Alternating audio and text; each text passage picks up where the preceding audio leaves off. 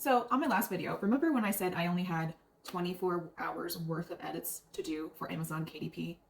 Well, I wish that was the case, because after I did all of that and processed my proofs and approved everything, I had a lot more to do, like 3 weeks worth more to do. So I'm going to share with you the 5 things that I learned when publishing a KDP book specifically for comics and manga. Let's go. Number 1, everything, and I mean everything, needs to be within the dotted line of the preview editor in KDP.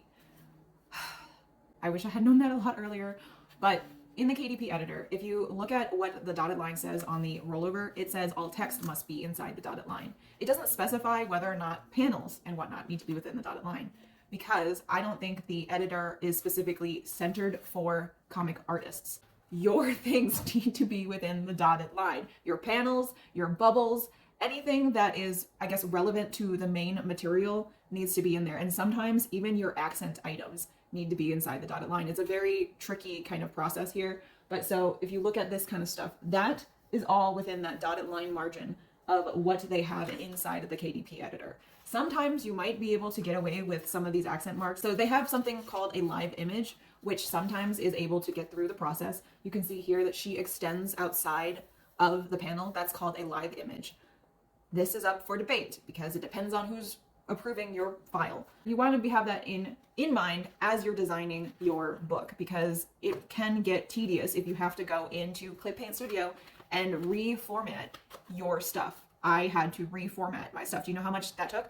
3 weeks of delayed materials. Number 2 is that a different human being will review your file for approval every single time you submit it. There is no dedicated team to your specific file. You will get a mixed bag of reviewers each single time. The problem with that is that there is no aggregated back-end notation on what's wrong with your book. They will usually provide you 3 pages worth of examples, and that's it. No comprehensive list of what's going on and what the status of each thing is. Good thing to keep on file and notate yourself so that you're aware of what's going on. But there is no easy way to see the bird's eye view or the information yourself. You're not going to get a lot from this process. They're not going to respond to you. The content team will not directly communicate with you. You can speak to a content specialist, but they also don't have the ability to overthrow certain choices. They don't have the ability to proceed the process. So you're kind of on your own. They will help you and talk to you about what they see in the preview editor. But again, the content team and the content specialist, for some reason, don't have a direct connection to each other. It's a little frustrating in terms of the process. Hopefully KDP improves this in the future. Number 3, which is the most painful part of this whole process, is that they will send you proofs that Amazon will not approve. So you can get your proofs before the file itself would be approved. You know, I had seen what it looks like and I was like, okay, the edits were minimal enough because it had to do with formatting that I went along and just went to publish it, and thankfully everything turned out okay.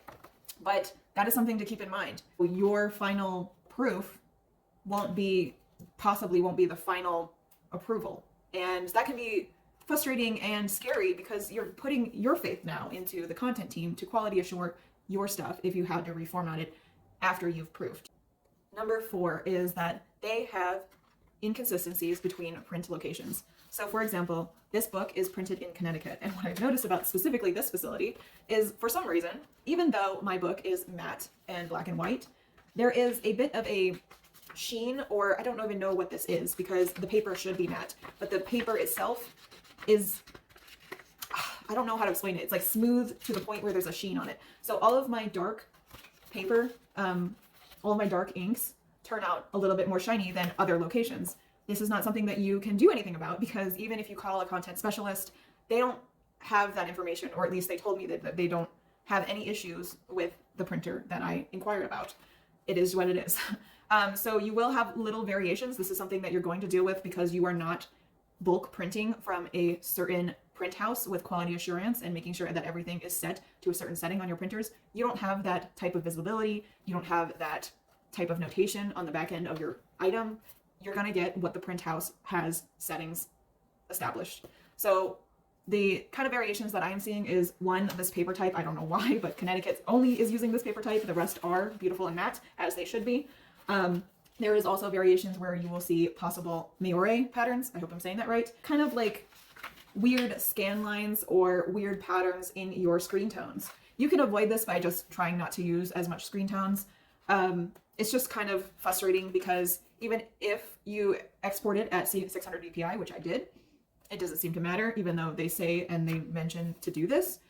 I'm still getting patterns on different kind of prints. Again, this is just what to expect when you are not putting out a large investment to do your own book prints. You're just going to have to deal with the print to order scenario. And lastly, so you're creating a comic or manga, and that's going to be a different size than the typical American standard 6x8. I think that's what it is.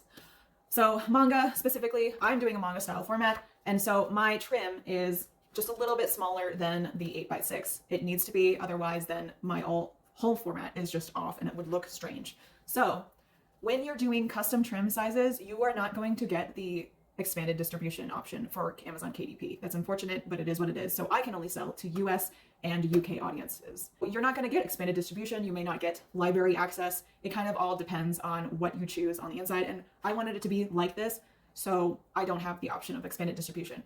I also don't have the option of expanded distribution on direct to digital because they too don't offer custom trim sizes. So none of this would even work on direct to digital, unfortunately.